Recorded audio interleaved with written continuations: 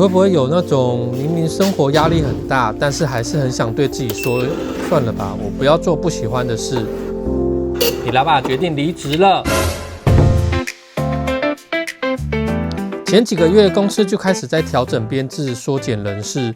因为我们部门算是比较特殊的，所以我本来觉得应该不会影响到我们太多。结果上个月公司通知我，因为体制改变，就没有我现在这个摄影的位置了。如果我想要待下去的话，我得承担更多的责任。其实我是不怕多负责任，但问题是他们要我去一个完全不同领域的岗位。公司其他人职务调整后多少都有降薪，我当然也不例外。不过公司保证可以用别的方式让我薪水维持不变，所以如果单看收入的话，我是完全可以接受的。只是我就得去做一个完全不同的领域及完全不熟的工作。我虽然有信心，以我的能力，研究一阵子后绝对也可以做好，但是我就在想，我真的要在这个时间点去走完全不同的领域，去学完全不一样的东西吗？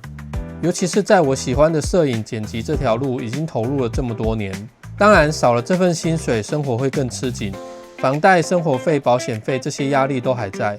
但是因为我发现我真的不想要做我自己不喜欢的事情，也不想要再进入另外一个体制，被无止境的考核和评估。回想以前的工作，虽然也有辛苦，也有严格的主管，但我都过得蛮快乐的，因为每天做的事都是我喜欢的。所以在思考了1-2个小时后，我还是决定离职。Yes! 在下了决定的当下，那个心境真的是极度轻松。我仔细梳理了一下我的心境，觉得应该是因为不用再想象可能会不快乐的未来，转而可以去想象各种美好的未来。我在前公司待了2年多，我必须说我真的完全只有感谢，因为从前公司跳过来的时候，老板认可我的能力，给了我在高雄来说很不错的薪资，让我有种被认可的感觉。这2年我也是过得很快乐，拍片过程也是吃吃喝喝。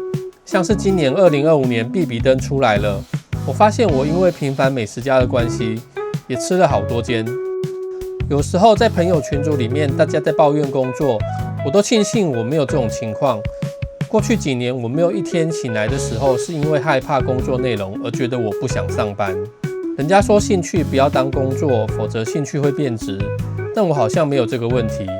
我还是很喜欢拍东西，喜欢摄影，喜欢研究影像技术，喜欢新科技。即使我上班没有做这些事情，我下班也是做一样的事情啊。前几天整理资料，翻到高中升大学时写的自传，里面个性篇，到现在我也觉得完全没有变。我一直觉得人生最重要的就是快乐，自己快乐也让别人快乐。我常想，明明我们现在拥有的比以前的人多很多，但为什么还是很多人不快乐？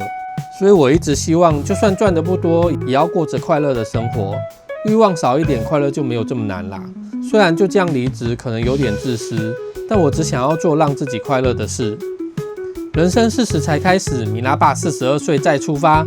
我一直觉得自己很幸运，虽然暂时没有打算马上回到职场，但我相信一定会有更好的路在等我。有时候停下来，晚一点出发，也能走得更远。所以啊，别怕慢，怕的是你一直往不喜欢的方向跑。觉得我的影片不错的话，请帮我订阅、按赞、加分享哦。我们下支影片见，拜拜。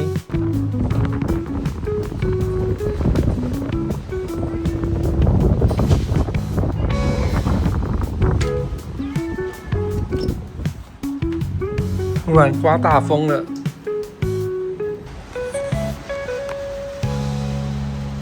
咪咪啦啦，出来吹风。